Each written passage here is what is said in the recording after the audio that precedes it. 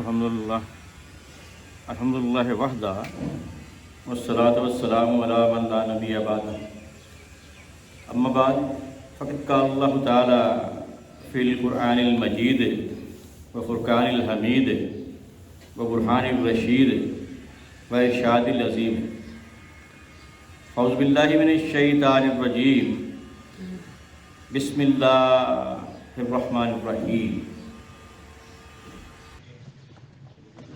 وَيْلٌ لِكُلِّ ہُمَزَةٍ لُمَزَةٍ الَّذِي جَمَعَ مَالًا وَعَدَّدَهُ یحسب ان مالہ اخلد کلا لینبذن فی الحطمہ وما ادراک ما حطمہ نار اللہ الموقدہ التی تطلع علی الافئدہ انہا علیہم موصدہ صدق اللہ العظیم۔ سورہ ہمزہ ہے، یہ قرآن پاک کے 30ویں پارے کی سورہ نمبر 104 ہے۔ جمیل بن عامر، ابی بن خیل، ولید بن مغیرہ اور اخنس بن شریک بن وہب ثقفی کے بارے میں یہ سورہ نازل ہوئی۔ حمز اور لمز ہم معنی الفاظ ہیں۔ لان تان کرنے والا جو سامنے کرے اس کو حمز کہتے ہیں، اور جو پیٹھ پیچھے غیبت کرے وہ لمز کہتے ہیں، یا اس کے برعکس ہے، الٹ ہے اس کے، کچھ نے ویسے استعمال کیا، کچھ نے ویسے استعمال کیا ان الفاظ کو۔ بے عیب انسان میں نقص نکالنا، تحقیر و تذلیل کرنا، انگلیاں اٹھانا، اشارے کرنا، کیڑے نکالنا، چغلیاں کرنا، لگائی بجائی کرنا، یہ ساری چیزیں ہومزہ اور لمزہ ہے۔ حضرت سفیان ثوری یا سفیان سوری کے مطابق ہومزہ زبان سے اور لمزہ آنکھ کے اشارے سے عیب بیان کرنے کا نام ہے۔ اصل میں ہومزہ کا معنی توڑنا، چبھونا ہے۔ آپ صلی اللہ علیہ وسلم نے ہومزات الشیاطین سے پناہ مانگی، یعنی کہ شیطان کے کچوکوں سے، شیطان کے کچوکوں سے۔ ختم پیسنے، توڑنے کو کہتے ہیں۔ کعبے کا باقی حصہ حتیم کہلاتا ہے۔ سورہ نمل میں کچلنے کے معنی میں اور سورہ زمر میں چورا چورا کرنے کے معنی میں حتم استعمال ہوا ہے۔ قحط، پامالی، کچلنا، سخت آگ، ظالم، چرواہا، یہ سارے اس کے معنی آتے ہیں۔ نبض کسی چیز کو بے وقت حقیر سمجھ کر پھینک دینا۔ افئدہ دل، جو جذبات و خواہشات، عقائد اور افکار، نیت اور ارادوں کا مقام ہے۔ کافر کے برے خیالات، فاسق کے فاسد عقائد اور فاجر کی ناپاک خواہشات اور جذبات، اور شقی القلب کی خبیث نیتوں کی جگہ یہی دل ہی ہے۔ عمد، عمود واحد ہے، عمد جمع ہے، اس کا مطلب ہے ستون، اور عماد یہ بھی جمع ہے، یا عماد ستون کو کہتے ہیں۔ موصدہ اوسدت الباب کا مطلب ہے جس نے دروازہ بند کر لیا۔ موصدہ بند کرنا، موصدہ بند کردہ دروازے چاروں طرف سے بند کیے، اندر آگ ہی آگ، یعنی جہنم میں ایسی جگہ پھینکا جائے گا کہ وہ جہنم سے باہر نہیں نکل سکے گا، دروازوں کے اندر کمروں میں آگ ہی آگ میں رہے گا۔ اس میں کچھ معاشرتی برائیوں کا ذکر ہے۔ اس سے پہلے سورہ تکاثر اور سورہ معاون میں جو روزمرہ کے معاملات ہیں اس کا ذکر ہوا تھا۔ تو یہ مکی سورہ ہے کہ وہ لوگ جو حضور اکرم صلی اللہ علیہ وسلم پر طعن و تشنیع کرتے، آپ کے خلاف باتیں کرتے، جب آپ نے اعلان نبوت فرمایا، آپ کے خلاف غیبت کرتے، تو یہ ان کے لیے سورہ نازل ہوئی۔ اس میں قریش کے سردار تھے اخنس بن شریک، امیہ بن خلف، ولید بن مغیرہ اور دیگر جو ابو جہل، ابو لہب، ابو سفیان، یہ وہ لوگ تھے جو حضور اکرم صلی اللہ علیہ وسلم کے خلاف باتیں کرتے، آپ کے سامنے آپ کو طعنے دیتے، آپ کے غیر موجودگی میں آپ کی غیبت کرتے۔ تو یہ ان کے لیے یہ سورہ نازل ہوئی۔ لیکن قرآن چونکہ آفاقی ہے، قیامت تک کے لیے ہے، اس لیے یہ تمام آیات قیامت تک کے لیے ہیں اور قیامت تک کے لوگوں کے لیے ہیں۔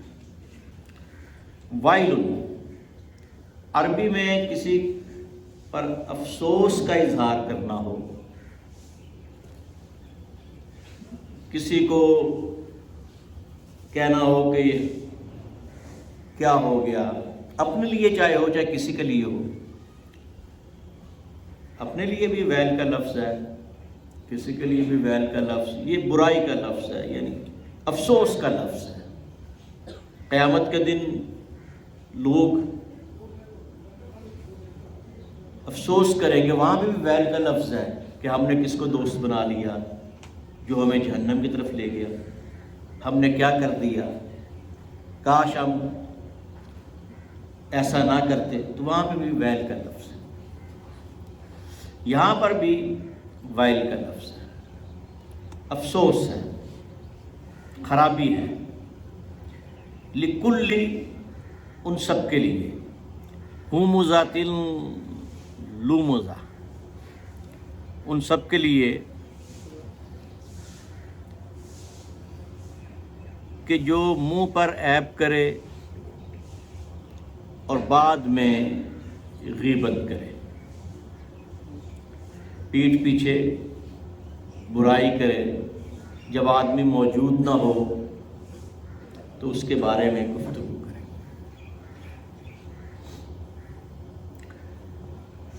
حضور اکرم صلی اللہ علیہ وسلم کی ایک حدیث کا مفہوم یہ ہے کہ کسی نے کسی کے بارے میں غلط بات کہی تو آپ نے فرمایا کہ تم کیا کر رہے ہو، کیوں کہ اس نے کہا یا رسول اللہ یہ تو بات صحیح ہے۔ آپ نے فرمایا اسی لیے تو غیبت ہے، اگر صحیح نہ ہوتی تو پھر بہتان ہوتا، تو اگر اس میں یہ بات موجود ہے اور تم بات کر رہے ہو تو یہی غیبت ہے، اور اگر اس میں بات موجود نہیں اور تم یہ بات کر رہے ہو تو پھر اس پہ الزام ہے، بہتان ہے، جس کی سزا بھی موجود ہے۔ ہمزہ اور لمزہ، ہمزہ اور لمزہ، یہ دونوں الفاظ ایک دوسرے کے جگہ پہ استعمال ہوتے ہیں۔ ان کا مطلب ہوتا ہے طعن و تشنیع کرنا، زبان سے کرنا، ایک لفظ کا مطلب ہے زبان سے کرنا، ایک لفظ کا مطلب ہے شکلیں بگاڑ کر اس کی نقل اتار کر کرنا۔ تو اب اللہ تعالیٰ فرما رہا ہے خرابی ان دونوں کے لیے، چاہے وہ زبان سے کسی کی برائی کریں یا اس کی نقلیں اتار کر کریں۔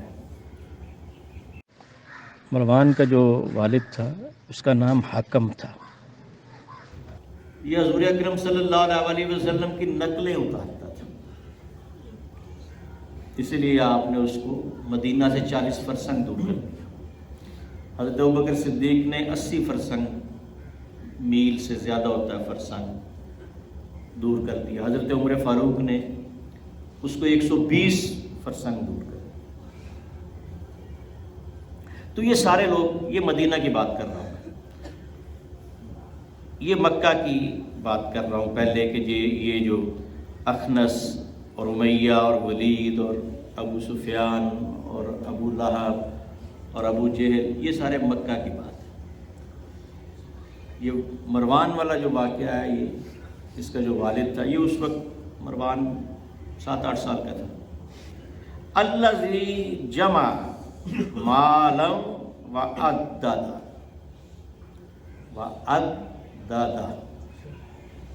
اور پھر خرابی کس میں ہے؟ نلذی، اس میں، اس شخص میں، جمع، جس نے جمع کیا مال وعددا، اور پھر اس کو گنتا ہے، جمع کرتا ہے اور گنتا ہے، پھر رکھ دیتا ہے، پھر نکالتا ہے، پھر جمع کرتا ہے، پھر گنتا ہے، حساب کتاب کرتا ہے. اب تو بہت کم لوگ ہیں جو گھروں میں مال رکھتے ہیں. پہلے تو سارے ہی چونکہ ان دنوں میں گھروں میں رکھتے تھے، تو وہ کیا کرتے تھے کہ اپنی اشرفیوں کی تھیلیوں کو ایک دوسرے نکالتے تھے، گنتے تھے، خوش ہوتے تھے، اچھالتے تھے اور پھر رکھ لیتے. آج کل لوگ بینکوں میں رکھتے ہیں، وہ اس میں اپنا حساب کتاب کرتے رہتے ہیں. یحسب ان مالہ اخلدا، یحسب مضارع کا صیغہ ہے، غائب کا ہے.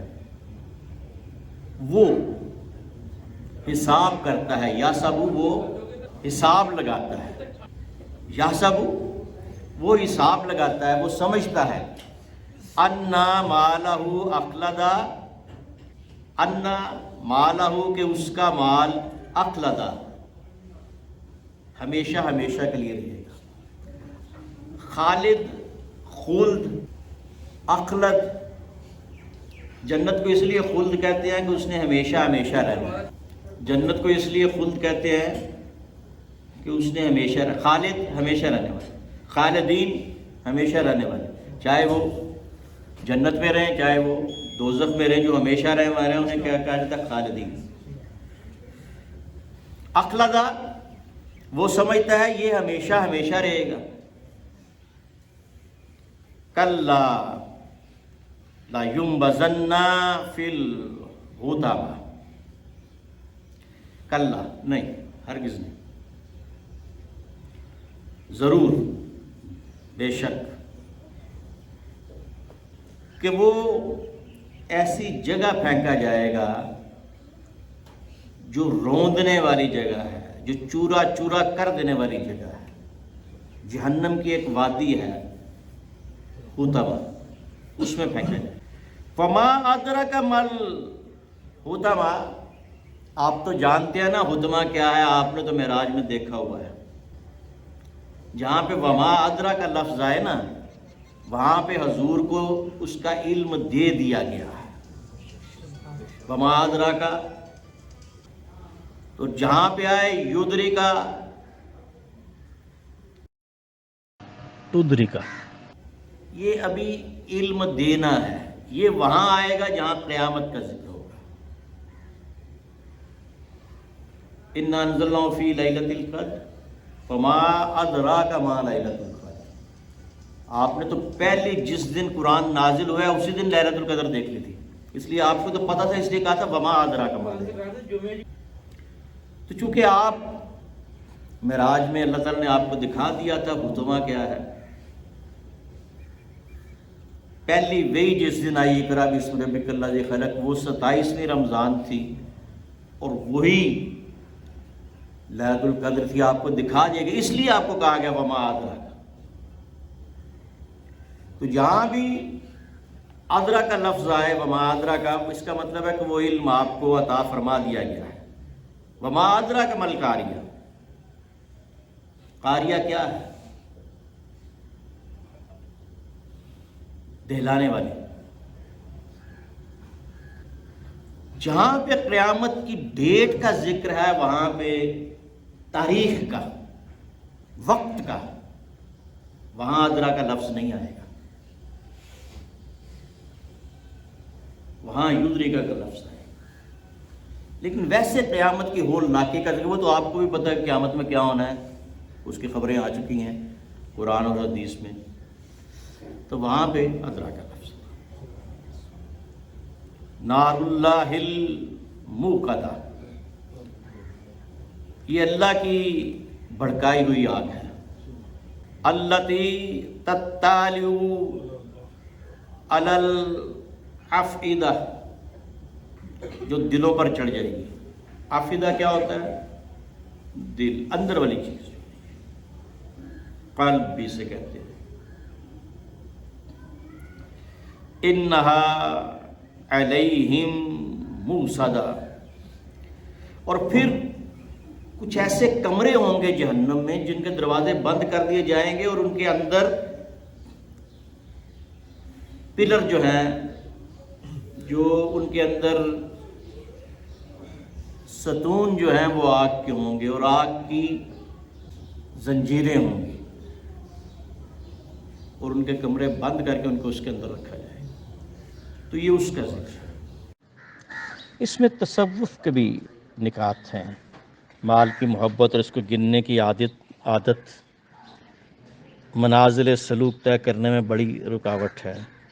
حضرت ثابت بن بنائی جب اس سورت کی تلاوت کرتے تو تلاوت کرتے کرتے روتے رہتے اور کہتے عذاب کی وعید نے بڑا ستایا ہے.